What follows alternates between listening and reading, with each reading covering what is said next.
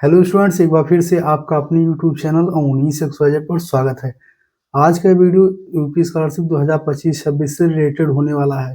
जैसा कि मैंने आप सभी स्टूडेंट्स को लगातार कम्युनिटी पोस्ट के माध्यम से अपडेट दे दिया था कि DW ऑफिस द्वारा सभी कॉलेजों के सस्पेक्टेड लिस्ट जो है उनके कॉलेज के लॉगिन आईडी पर उपलब्ध करा दिया गया है। तो जिन स्टूडेंट्स का नाम सस्पेक्टेड लिस्ट में आया है वह सभी स्टूडेंट्स जल्द से जल्द अपने महाविद्यालय में जाकर के अपनी फॉर्म में जो भी गलती होगी वो वहां से करेक्शन करवाएंगे। चलिए मैं कुछ कॉलेज का सस्पेक्टेड लिस्ट दिखा दे रहा हूँ, उसके बाद मैं आपको बताऊंगा कि क्या क्या डॉक्यूमेंट्स वगैरह लेकर के जाने हैं। इसी के साथ कुछ स्टूडेंट जब आप लॉगिन करके अपने फॉर्म का स्टेटस चेक कर रहे हैं तो उनके फॉर्म में फॉरवर्डेड का ऑप्शन हट करके डैश का ऑप्शन शो हो रहा है। तो यहाँ पर मैं एक सस्पेक्टेड लिस्ट ओपन कर ले रहा हूँ। यहाँ पर आप देख सकते हैं एक कॉलेज का सस्पेक्टेड लिस्ट हमारे पास आ गया है। यहाँ पर देख पाएंगे other than inter scholarship and fees remaining session 2025-26 data for verification. यहाँ पर डेट देख सकते हैं 16/2/2026 का सस्पेक्टेड लिस्ट है।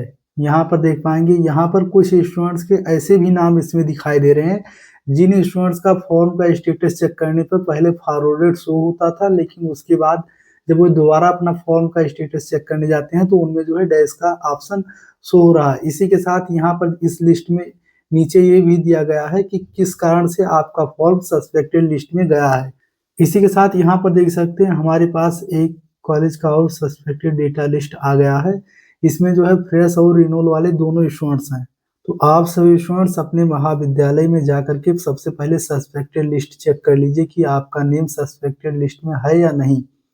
किसी किसी कॉलेज द्वारा ये लिस्ट आपके व्हाट्सएप ग्रुप या फिर टेलीग्राम चैनल पर शेयर कर दिया जाता है, लेकिन कुछ कॉलेज वाले ऐसे होते हैं इस डेटा को वहां पर शेयर नहीं करते हैं। तो ऐसे में आपको कॉलेज जाना ही होगा। यदि आपका नाम सस्पेक्टेड लिस्ट में शो हो रहा है तो आप सभी स्टूडेंट्स ने स्कॉलरशिप फॉर्म फिल करते समय जो भी डॉक्यूमेंट्स मतलब जैसे आय, जात, निवास, आधार कार्ड और जो भी डॉक्यूमेंट्स लगे थे उन सभी डॉक्यूमेंट्स को ले जाकर के दोबारा अपने महाविद्यालय में जमा करेंगे। उसके बाद आपके फॉर्म में आपके कॉलेज वाले करेक्शन करेंगे। इसी के साथ कुछ स्टूडेंट्स जब यूपी स्कॉलरशिप की वेबसाइट पर लॉगिन करने के बाद यहाँ पर आते हैं, उसके बाद आने के बाद जब थ्री डॉट पर क्लिक करेंगे, क्लिक करने के बाद यहाँ पर देख सकते हैं इनमें जो है आय प्रमाणीकरण हेतु का ऑप्शन अभी भी एक्टिव दिखा रहा है। इसका मतलब यह है कि यदि आपके फॉर्म में यहाँ पर दिखाई दे रहा है तो आप दोबारा इनकम सर्टिफिकेट का नंबर फिलअप करके अपने फॉर्म का दोबारा वेरिफिकेशन करेंगे। इसी के साथ जिस स्टूडेंट्स का मैं यहाँ पर फॉर्म लॉगिन किया हूँ इनका नेम भी सस्पेक्टेड लिस्ट में है और वहाँ पर रीजन में डुप्लीकेट इनकम सर्टिफिकेट का ऑप्शन शो हो रहा है। तो चलिए मैं यहाँ पर सबसे पहले मैं इनका आय प्रमाणीकरण हेतु वेरिफिकेशन कर दे रहा हूँ। क्लिक करने के बाद कुछ इस प्रकार से पेज ओपन हो जाएगा। उसके बाद आप नीचे स्क्रॉल करके आएंगे। उसके बाद यहाँ पर आप अपनी मतलब पेरेंट्स के इनकम सर्टिफिकेट का फॉर्म नंबर और सर्टिफिकेट नंबर और कैप्चर कोड फिलअप करने के बाद सबमिट पर क्लिक करेंगे। सबमिट पर क्लिक करने के बाद ई डिस्ट्रिक्ट की वेबसाइट से इनकम सर्टिफिकेट का जो भी डेटा हुआ यहाँ पर ऑटोमेटिकली आ जाएगा।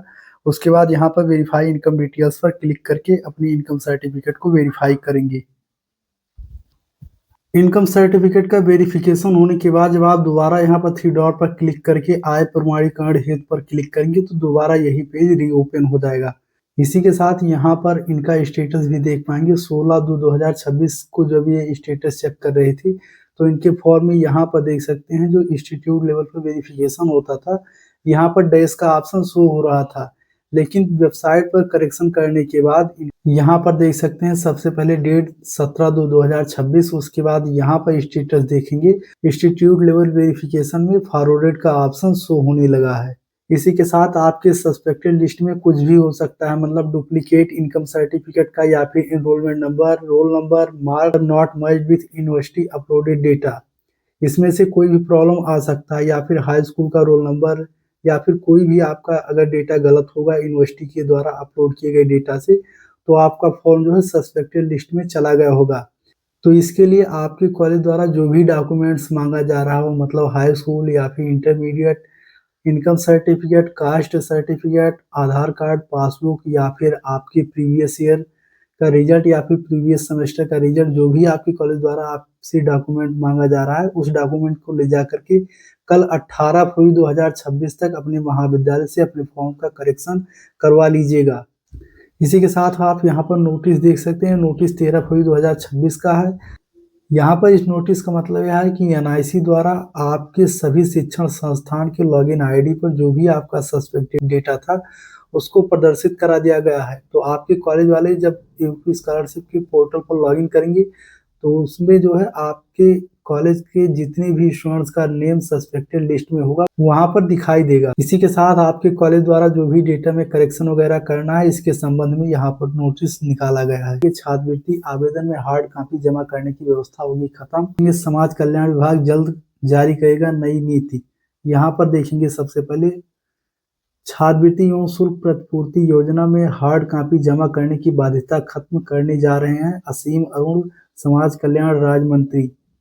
मतलब नए सत्र से जो आपके यूपी स्कॉलरशिप फॉर्म का आवेदन होगा, उसका कोई भी हार्ड कॉपी आपके शिक्षण संस्थान में जमा नहीं किया जाएगा। इसी के साथ वह सभी स्टूडेंट्स एक बात का ध्यान दीजिएगा कि जिन स्टूडेंट्स ने सत्र 2025-26 में अपना फ्रेश फॉर्म फिलअप किया है, वही सभी स्टूडेंट जब वेबसाइट पर लॉगिन करने के बाद स्टेटस चेक करने जाते हैं, तो उनका फॉर्म लॉगिन ही नहीं होता, उनमें जो है वी आर सॉरी की समस्या दिख रही है। तो इसके लिए जो है आप अपने महाविद्यालय में जरूर कांटेक्ट कर लीजिएगा, क्योंकि सभी महाविद्यालय में सस्पेक्टेड लिस्ट भेज दिया गया है। तो आप उसमें चेक कर पाएंगे कि आपका नेम सस्पेक्टेड लिस्ट में है या नहीं, क्योंकि यहाँ पर वेबसाइट पर अभी इशू होने के कारण किसी भी स्टूडेंट मतलब फ्रेश वाले स्टूडेंट्स का स्टेटस नहीं चेक हो पा रहा है।